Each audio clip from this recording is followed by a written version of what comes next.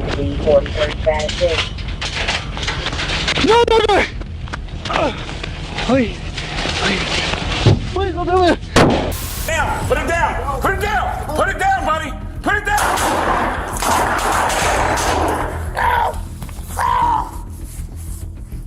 Ow!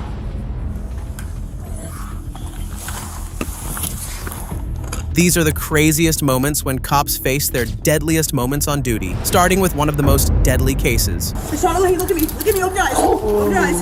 Talk to me. Talk to me. On November 17th, 2022, just before 5 p.m., a routine day at a police facility in Ross County turned into one of the department's worst nightmares. Sergeant Eric Cochran was inside the building, finishing paperwork and getting ready to wrap up his day when he suddenly noticed something unusual outside. An unknown man was roaming around the rear entrance of the building, knocking on the window. As Sergeant Cochran noticed him and approached to talk, he had no idea what kind of danger he was about to walk into. Hi. Hey, buddy. Can you help me out something real quick? Can you get a couple more officers? What's going on? Somebody said they're going to hurt my family. They wanted me to hurt kids, and I can't do it. Okay. So I got to do this. Whoa! Put that down! Put it down! Put it down! Put it down, buddy! Put it down! Ow!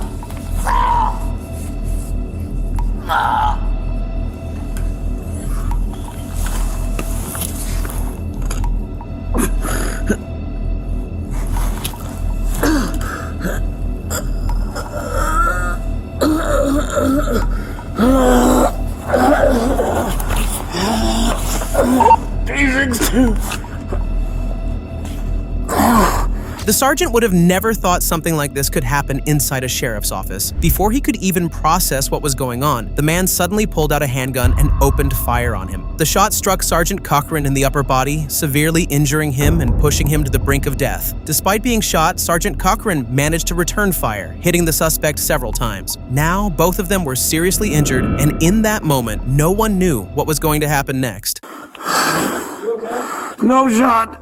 You're shot? I'm shot. One punch. I'm shot in the chest. Is he gone? Now he's ran out the door. Alright, around the side. Oh. Does he have a gun? Yes. Alright, keep your stop and keep your. No. Ah! Where you shot? In the chest. Right in the chest? I gotta get you moved to cover. Is he down? Hold on, I'm going for help. Who is it? I don't know. What do they look like? He's laying right there outside the door. I hit him. He's bleeding. I need papers. Health.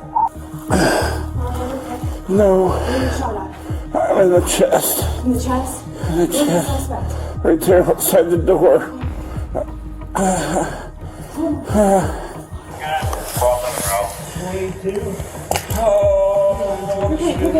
You're okay.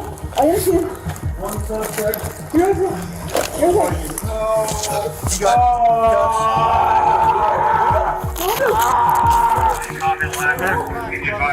Since the incident happened inside a sheriff's office, it didn't take long for backup officers to arrive and begin giving Sergeant Cochran medical aid. Meanwhile, the unknown suspect was still lying on the ground, and no one knew whether he was unconscious or still a threat. Backup officers rushed to do whatever they could to save the sergeant's life, but this only made the situation more painful for him, which was terrifying to watch.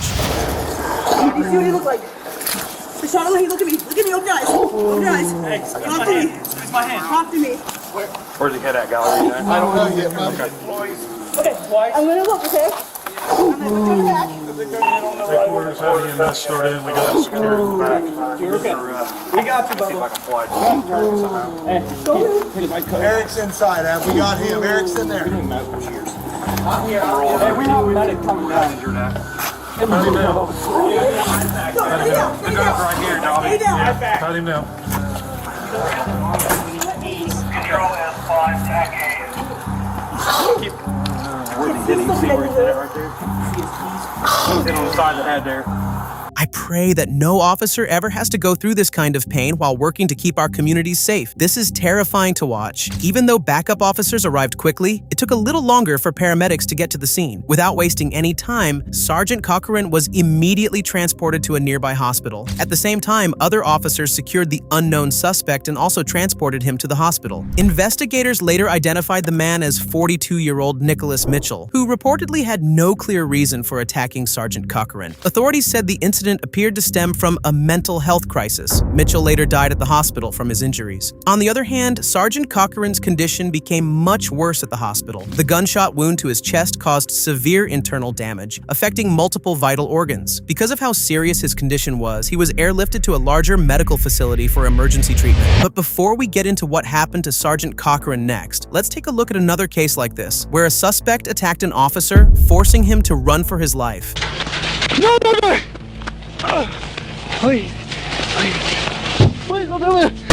On January 9th, 2017, a shocking incident unfolded in rural Troup County, Georgia, which was nothing less than a horror movie. Deputy Michael Hockett from the Troup County Sheriff's Office was dispatched to a residence on Jackson Street after a concerned father called authorities, reporting that his adult son, 28-year-old Matthew Edmondson, was experiencing a mental health crisis. Around midday, Deputy Hockett arrived alone at the property to investigate the situation, but he had no idea this call would soon become one of the deadliest moments of his life.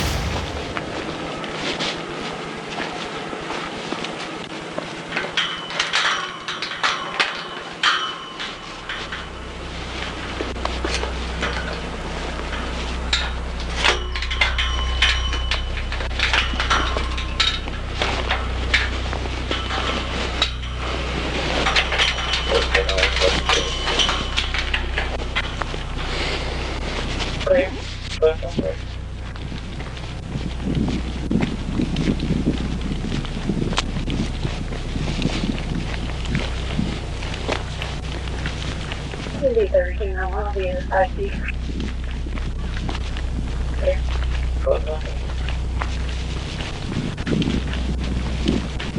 As Deputy Hockett approached the property, the situation didn't immediately turn violent. As he moved closer to the house, the deputy tried to make contact, calling out toward the house and scanning the area, but there was no response. After 8 minutes passed and the deputy still did not get any response. While the deputy was focused on the investigation, something started to unfold near the front gate of the property. Matthew Edmondson, the same person the officer was there to check on, arrived at the location, and he did not look happy seeing the police vehicle.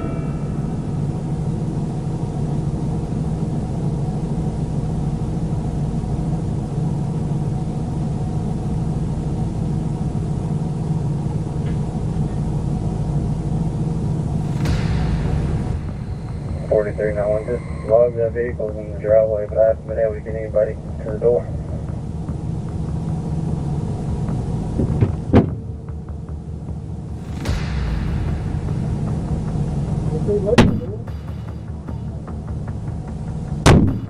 Yeah, sir. Times 12 right here.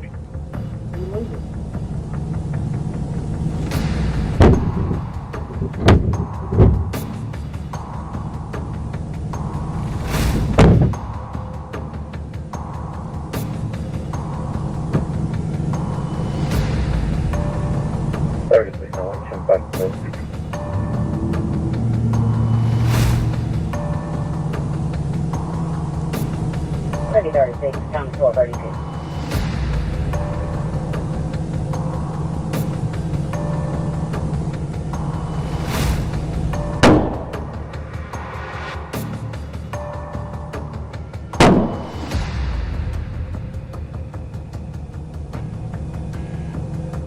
No, I got shot fired down here on that Jackson Street. Matthew aggressively slammed the patrol car before raising his weapon and firing shots toward it. His mother got out of the car and tried to stop him, but moments later he forcefully pulled her away, closed the front gate, and drove back inside the property. In the meantime, the deputy was moving around the property, and after hearing the gunshots, he started heading back toward his patrol car. Sheriff's office.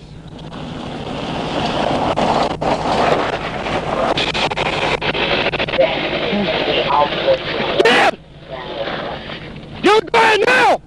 Put it down! Put it down! Please! Please put it down! No! No! No! No! Now on the 41st Bay.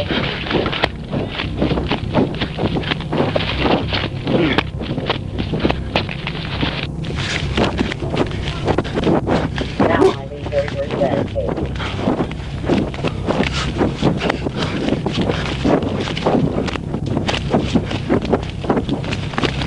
Now on the 41st Bay. No, no, no! Please, please, please don't do it!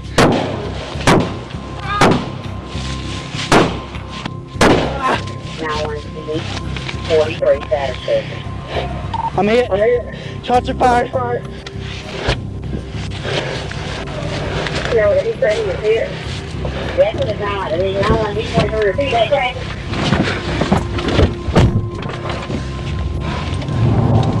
Deputy Hockett quickly ran back to his patrol car and left the immediate area, while Matthew fled deeper inside the property. Deputy Hockett was carrying a firearm, but Matthew launched a sudden ambush attack, catching the deputy out in the open with no immediate cover. Fortunately, he managed to get back toward his patrol car and a return fire. Both of them were hit during the shootout. Multiple law enforcement agencies responded to the scene and surrounded the property, but Matthew did not surrender. After approximately 6 hours, the standoff finally came to an end. He eventually surrendered to authorities without further gunfire. Despite the intensity of the shootout, both men survived. Following the incident, Matthew was charged with multiple serious felony offenses. On the other hand, Sergeant Cochran's injuries were life-threatening. After being airlifted to a larger trauma center in Columbus, doctors worked to stabilize him as he underwent multiple surgeries. At one point, medical professionals said he was extremely close to death. He remained hospitalized for a long time and spent part of his recovery unconscious. But despite how severe the injuries were, Cochran survived. Cochran later said that his recovery wasn't just physical. He also faced a heavy psychological toll in the challenges of returning to normal life. The shooting permanently changed his life, and the experience ultimately led him to retire from law enforcement. Next up, you will see how a police captain was on the brink of death after he was ambushed with a shotgun. Help me, MrBroken. I don't know if it's recent. Oh, shit! Oh my God! Get down. Get me a fucking ambulance. A7680, we need an ambulance now! On December 13th, 2024, officers with the St. Johnsbury Police Department responded to a routine domestic violence call at an apartment building on Portland Street in St. Johnsbury, Vermont. Captain Jason Gray, a veteran officer with nearly 25 years of service, responded to the scene along with another officer, Jasmine Hendry, to investigate the reported assault. Like many domestic disturbance calls, the situation was expected to involve speaking with the victim, assessing the scene, and determining whether any crime had occurred. But this case was different. Within moments of arriving, everything was about to change in a bad way.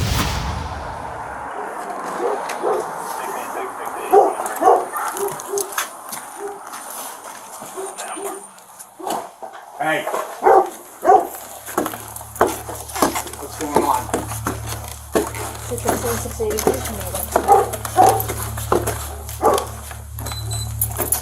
Help me, MrBroken. I don't know if it's recent. Oh, shit! Oh my God! Flashbang! 687, 680, we have flashbangs going off me! Captain's up there! Captain's up there.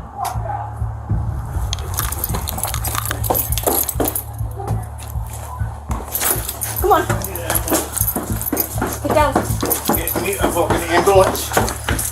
A7, 680, we need an ambulance now! Is it my son? A7, watch out for the windows! Is it my son? Out of the windows. 686, 680. 687, 680, we need an ambulance now! On the upstairs landing, the officers encountered the alleged victim, but before they could speak with her, a shotgun blast suddenly erupted. The first blast struck Captain Gray, hitting him with multiple pellet rounds and causing immediate serious injuries. As the captain was standing in the hallway, the suspect fired from that direction. Despite being hit, Captain Gray managed to move away, but before he could fully take cover, a second shotgun blast rang out, striking him again. Moments later, Captain Gray managed to get down, but he was severely injured and needed immediate medical attention. Where are you? Are you hit with a flashbang or bullet? Bullet in the face. 87680, do you copy? We need an ambulance. Sit down, sit down. Here.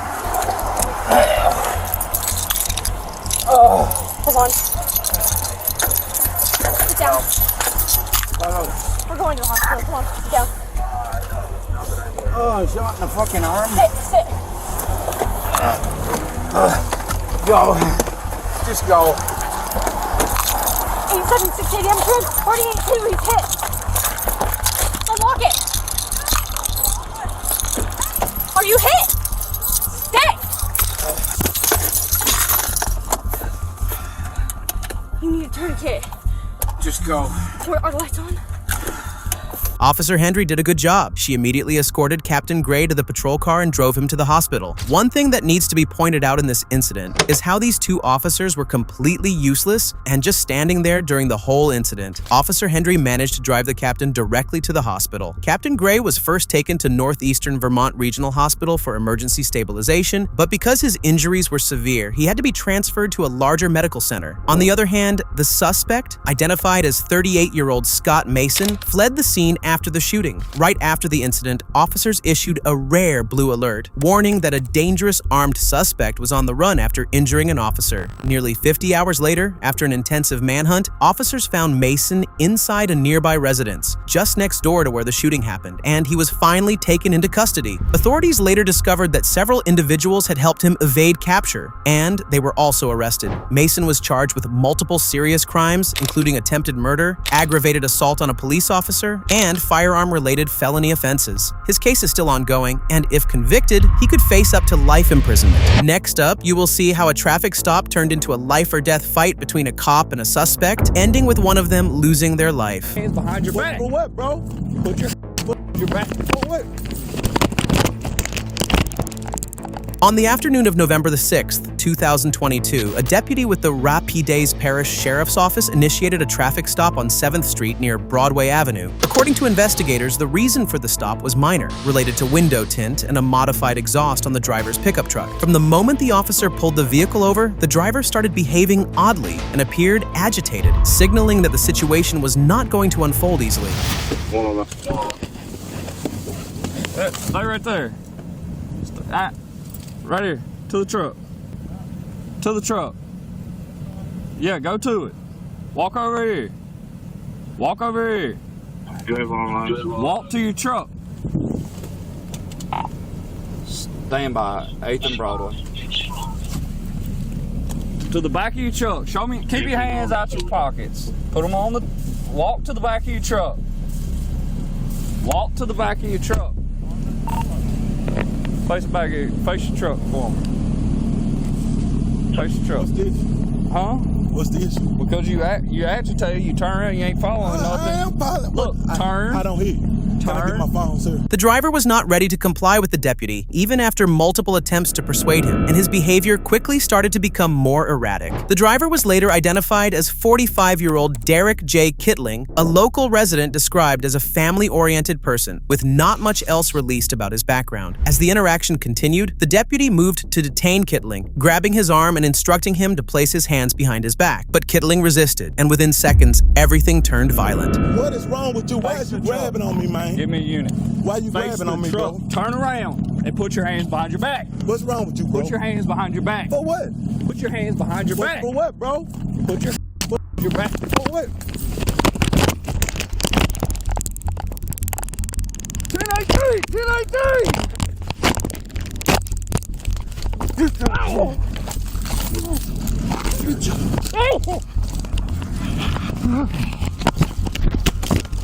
What's with you, bro?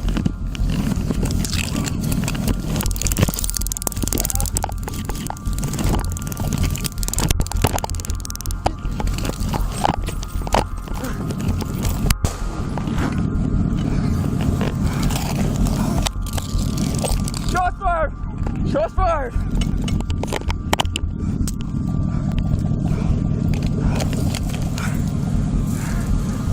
As the struggle continued on the ground, the deputy, who was at one point underneath Kittling, discharged his service weapon. A single shot was fired, and the bullet struck Kittling, reportedly in the head. Emergency medical personnel responded to the scene and transported Kittling to a nearby hospital. Despite medical efforts, he later died from his injuries. Following the shooting, the Louisiana State Police took over the investigation, and the deputy was placed on administrative leave. After the investigation was completed, the deputy was cleared, and no criminal charges were filed against him. Even though the officer officer was cleared criminally, the case is not over. Kittling's family filed a wrongful death lawsuit, claiming that the deputy acted aggressively from the start and that the use of force was unjustified. That civil lawsuit is still ongoing. If you found this video informative and want to see more like it, please subscribe to my channel and check out the latest videos by clicking either of these two.